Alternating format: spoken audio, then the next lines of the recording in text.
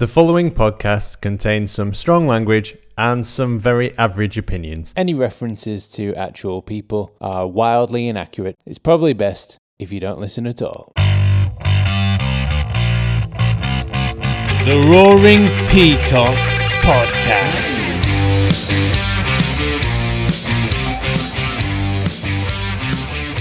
Hello, welcome to the Roaring Peacock Youth Podcast, episode number 5. This week, coming up on the show, we've got the match review from the Sunderland 2-0 victory. We've got a match preview of the Leeds' upcoming victory against Middlesbrough's under-23s.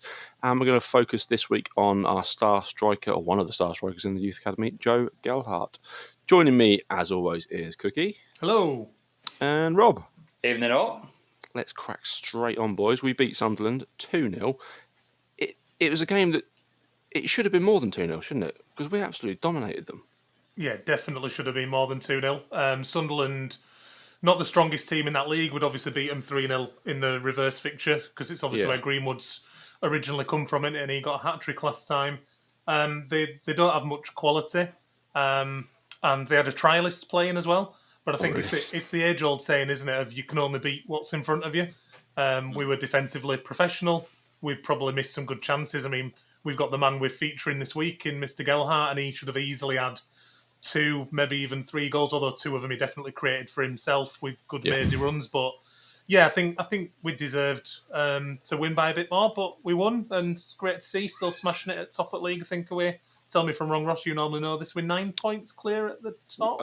We are, yes. 9 points, yeah. It was closing, but Villa have drawn this evening. So they were going to close on us, but yet they finished 4-4. They drew with Crystal Palace. I like laughing at Villa. Anyway. Yeah, so do I. They finished 4-4. Rob, impressive performance though, wasn't it? Yeah, it was, mate. Yeah, I think, again, the stats speak for themselves. 70% possession. We dominated. I think to beat a team that pretty much played a 1-9-1 formation the whole game because they couldn't get a foot in. I think pass completion, again, we tripled. I think 600 plus completed passes at 80% accuracy. It's just outstanding, the work ethic. I think what went in our favour in the first half was the same things we've waxed lyrical about for the previous weeks. It was hard work. It was not afraid to put a foot in when needed to, as in to get a stiff challenge, although Sunderland didn't produce that much. Obviously, the first 11 players, linked well. Again, the man we spoke about last week, Drame, had a brilliant first 10 minutes. He was everywhere. And I just thought we dominated it and controlled it against the team that came, obviously, again, with not that much quality, no offence to those players, and set up for a draw or even to minimise losses before they'd even begun. I think they understood the task that was in front of them. I'd say the tactical changes that needed to be made, i.e. obviously giving some of the first 11 a bit of a run out, and we had to make that sub. Greenwood came on 30 minutes in, didn't he, for Roberts?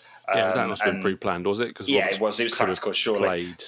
I think it was to give him 30 minutes to play because he might be needed off the bench midweek, which he was. He did come on. So I think with that happening, what changed the complexity of what I think would have been probably a bigger win, maybe 3 or 4 or 5 we would have put past them, is we played the last 30 minutes with 10 men because Poveda went off with the injury, and we used all the subs. So obviously you drop down to 10 men, and we still created chances. Don't get me wrong. I think we still comfortably won the game like we did, but I think we would have scored more had we not have dropped down to 10 for the last 30 minutes. Yeah, I mean, it set it up perfectly for who we're talking about this week, in that Joe Gelhardt must have done at least 3 or 4 Messi runs where they obviously made a really good run to get knocked over for the penalty that created the first goal. He came inside on his left foot at least 3 runs, 2 in the first half, I think 1 in the second, where he really deserved a better finish. All of his finishes were close, and there were some good saves as well. And then what stood out to me, right? Are Sunderland really slow, or is Jamie Shack just an absolute machine? Like, he went past that break for the second goal. He looked like he was like the road runner. Like, he was going that fast. Me. Yeah, and then the pullback, and I know that we've obviously just had Joe Gelhardt on to get his views, so tune in later when we put that episode up. But it was really interesting. He was talking about Niall Huggins finishing, and maybe that's where he needs to develop. And obviously great to see that he scored last week, because he's top of our poll at the moment to talk about next week.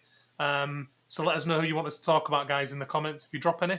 But it'd be really interesting to see if he can keep up that form, because he looks really, really impressive. Yeah, he played central midfield in the week. But yeah, he's played left back before. He's been played left wing. It's that versatility. Is another Stuart Dallas, but a Welsh version. You're just collecting them from all around the Isles, as opposed to one from Leeds. Yeah. Well, yeah, exactly. Oh yeah, he'll soon be from Leeds when he graduates to BT Sport. Of course.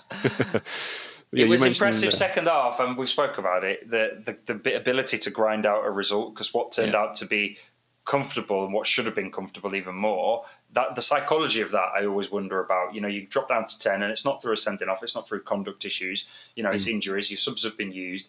Tactically, we didn't change shape that much. Of course there were some adjustments made because the way Poveda was dropping in, but like you say, the speed for the second goal, the versatility of movement, the fitness levels, again we spoke about them, to keep that pressure up, that attacking pressure in the second half, and also remain defensively solid at the back.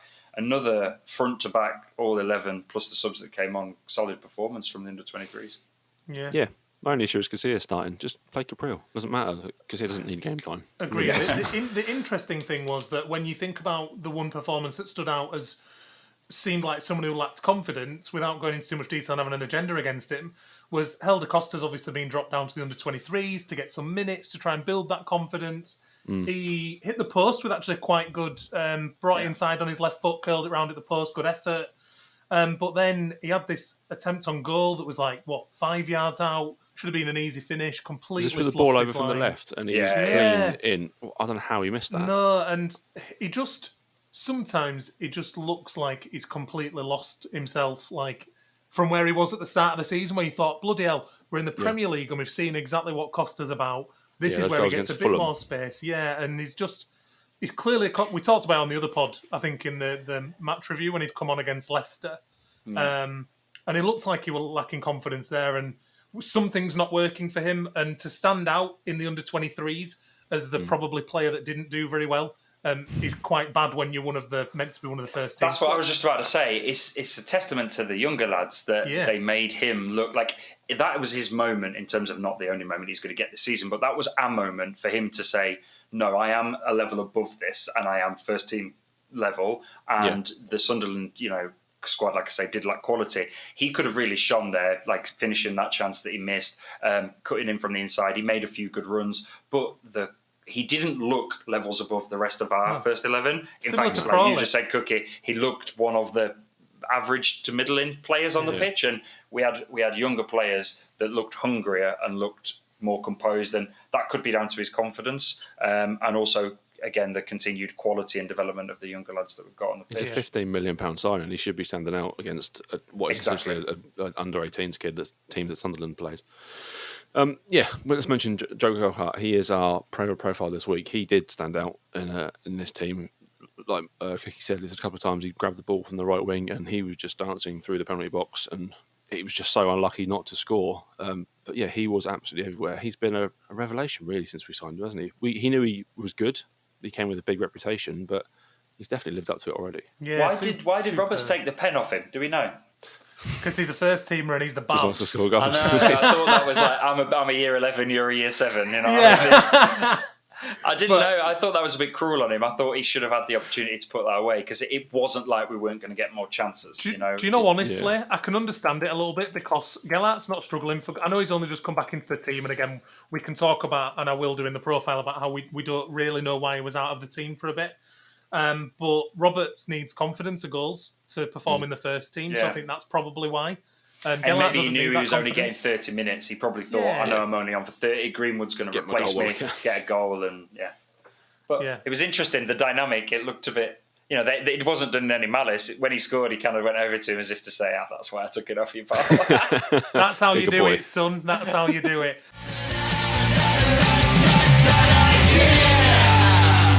But yeah, with the ball at his feet, it just sticks to it like glue, doesn't it? He glides through the pitch, and for a lad who's so stocky and short and doesn't look, he almost, it's like, and I know he gets compared to Rooney a lot. Joe again talked about that, but for a stocky little lad, and he is quite short as well, he doesn't have good movement. He doesn't look like a natural athlete. He doesn't look agile, so to speak, because of his build, but he definitely is. He's a good prospect.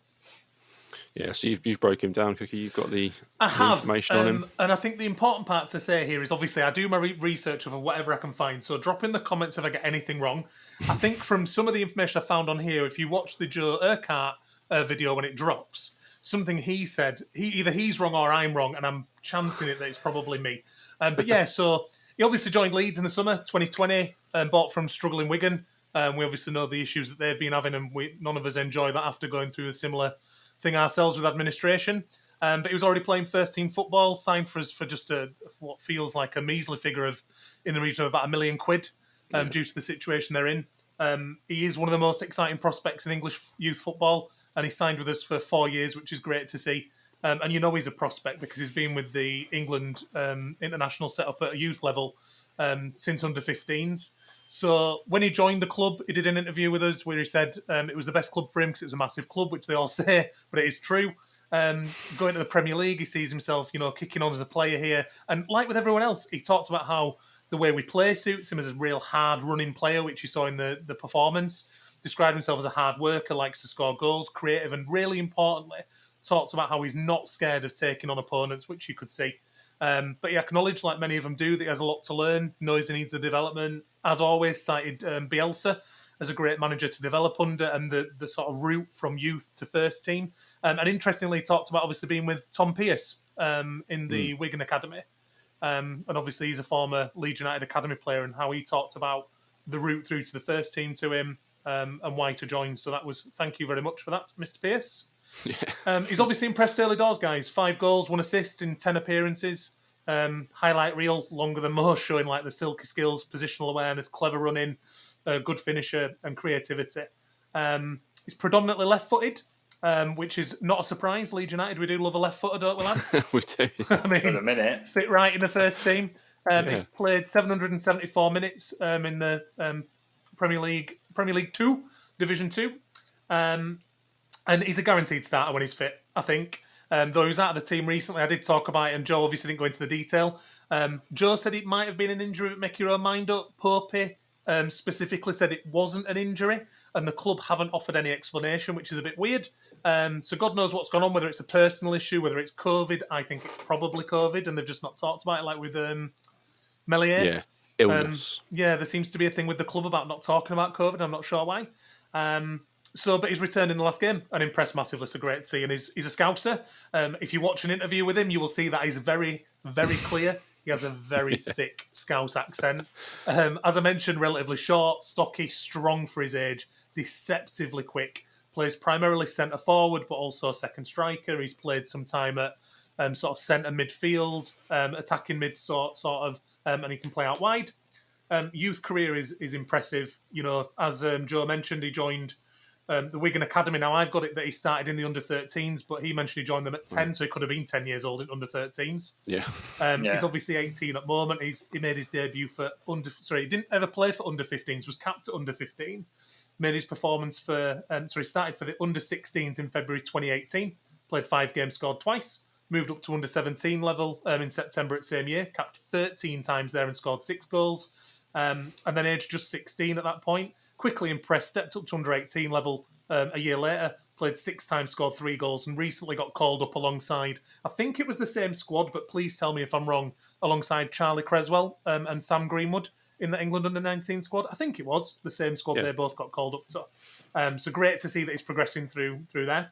Wasn't particularly prolific for Wigan, but bear in mind he made 17 of those appearances out of 19 over 2 seasons, 1 the season before, 18 the season before he joined, 17 from the bench, and he's only ever made 2 starts and scored 1 goal. They were struggling as well. Yeah, and he was 16 years and 3 months old when he made his debut, guys, so I think we can give him a break.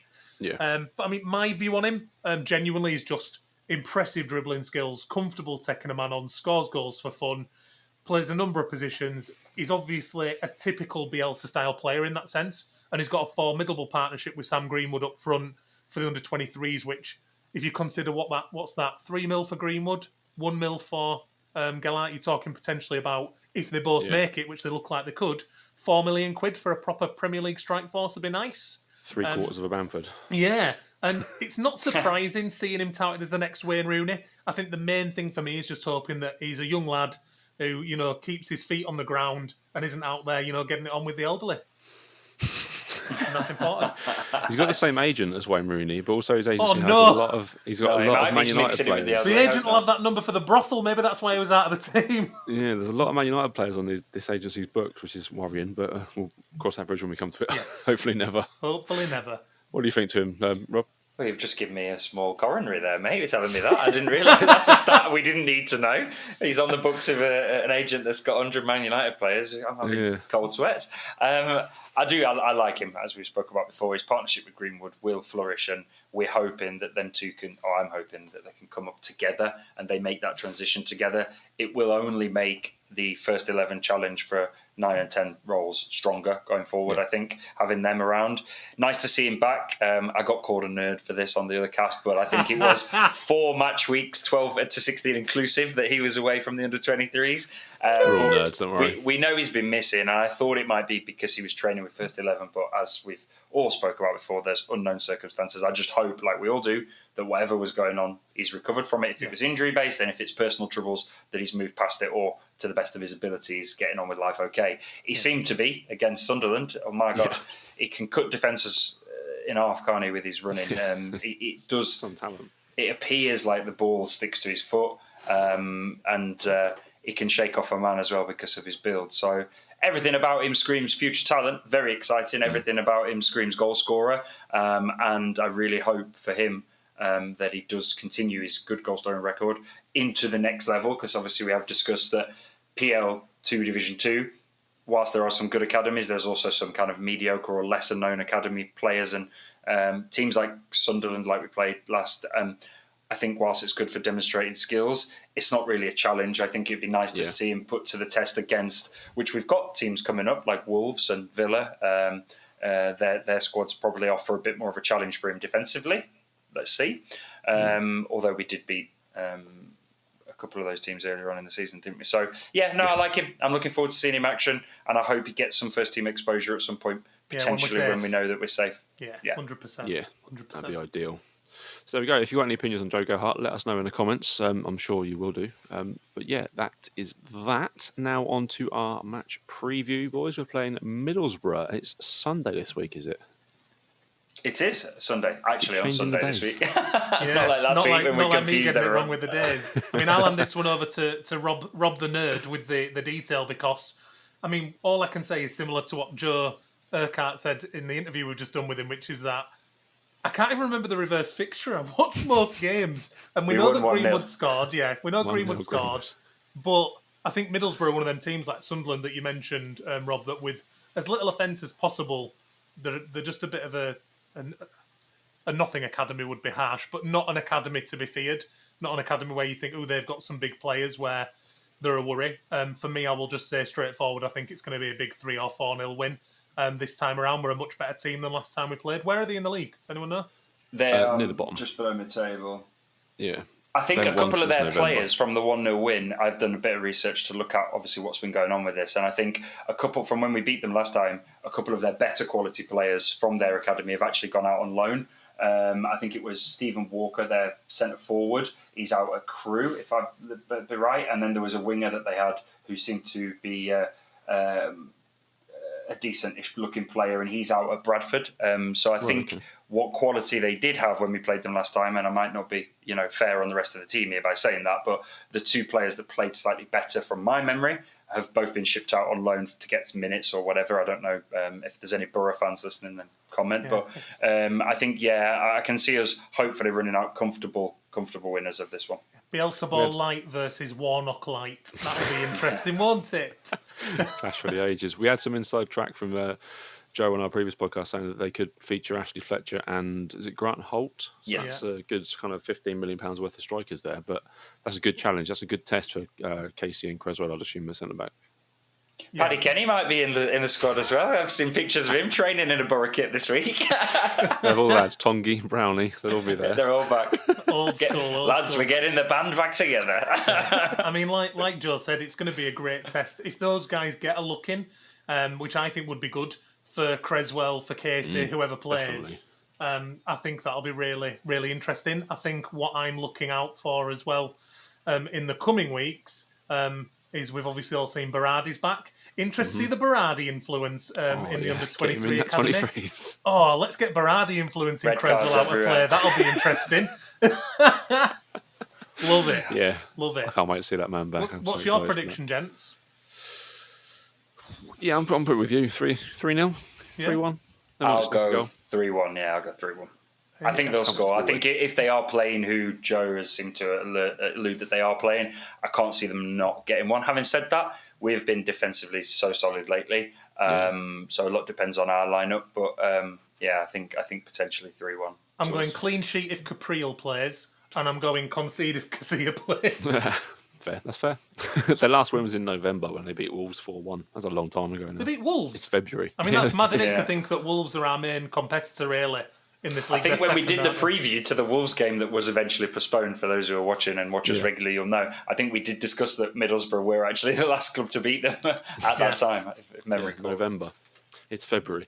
But there we go. That is the youth pod for this week. I would like to make a shout out, actually. I don't know if the youth players listen or if any of them do listen or if it gets passed on to him, but we were all talking about it in the WhatsApp. I think obviously it's just worth shouting out to congrats to Mr. Kenny, who got the community award. Obviously, I don't know too much about the award, so I'm not going to sit here and say I know everything that he's been doing, but I know it was mentioned in local press as well as obviously through other social media channels on our club channels. So congrats to him on that, and keep up the good work with the local community as well. So someone actually DM'd me, and I don't know if it was true, saying that, because we're going to talk about Kenny at some point, it's inevitable, but that he was something like a prefect at school and like a grade A student. He's obviously just passed his don't know, it's a BTEC or whatever, with all distinction across the board. I mean, the lad sounds like not only capable of football, but proper smart head on his shoulders too. So excited to talk about him, and from all of us, well done, mate. Well done. Congrats on that, and good work with the community. It's always nice to see, isn't it? Yeah, definitely. That's what we'd like to see. So there we go. We will be back next week with our match review of another victory and our preview of the game after that. Where can I find you on Twitter, Rob? At JuicyRob, JuCeeRob. And Cookie, where can I find you? Still can't take my own handle seriously. At LUFC Miguel, Miguel. And if you're on Twitter, I've put out a poll for who we're going to review next week, player profile. So please get on there and have a little vote. Niall Huggins is leading the way by a long way, but he has not won yet. No. Yeah, Estupendo, amigo. Season end, you better have Steve Evans' sombrero for the final show. I'm never fucking doing that. Oh, that's the first swear word. Edit it out. Edit it out. Oh, we made it so far. Put a bleep on it. Thank you for listening to us. It's a goodbye from me. It's a goodbye from Cookie. Goodbye. And a goodbye from Rob. Goodbye. And we'll see you next week. Leeds. Leeds. Most of our stats come from LUFC Stats or LUFC Data on Twitter. A very special thanks to Barney Stewart Cook, Ewan and Howard Metcalf, Josh Pearson, Laura, Leon and Rob, The Light Show, and all our family and friends.